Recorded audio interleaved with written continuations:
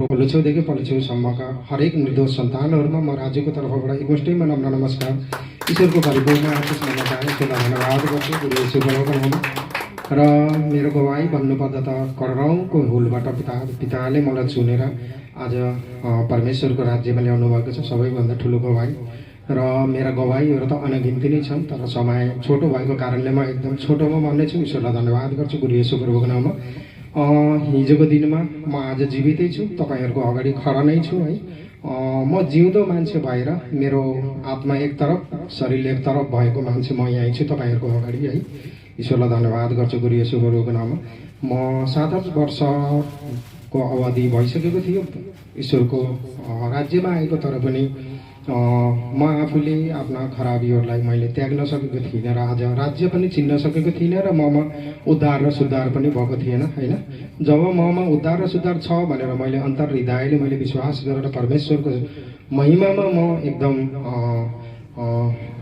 पवित्र आत्माद्वारा होइन, जब म परमेश्वरको महिमामा प्रवेश गरेँ त आज मेरो जीवनमा हर तरफबाट सम्भव पिताले दिनुभएको छ। ईश्वरलाई धन्यवाद गर्छु गुरु येशू प्रभुको नाममा है। र मेरो नयाँ गवाई भन्नुपर्दाखेरि त मेरो अग्रजक है, मलाई यस स्थानमा खडा गराइदिनु हुने आदरणीय शुभ सरलाई धन्यवाद गर्छु गुरु येशू प्रभुको नाममा। म ड्युटीबाट आउने बित्तिकै सर्वदा म परमेश्वरको वचन सुनेर बस्थेँ। मेरो मेम हजुरले नै भन्नुभएको थियो है, मोबाइलमा होइन वचनमा ध्यान दिनु होला। ईश्वरलाई धन्यवाद। जीवन वचनमा छ, मोबाइलमा होइन है।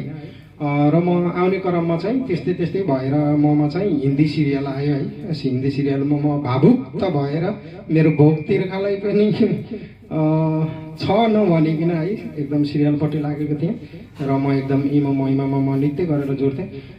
जब म सिरियलमा एकदमै म आत्मा दिएर म सिरियल हेर्न लागेँ त त्यो दिनबाट चाहिँ म महसुस गरेको छु कि प्र्याक्टिकल गरेर आएको छु।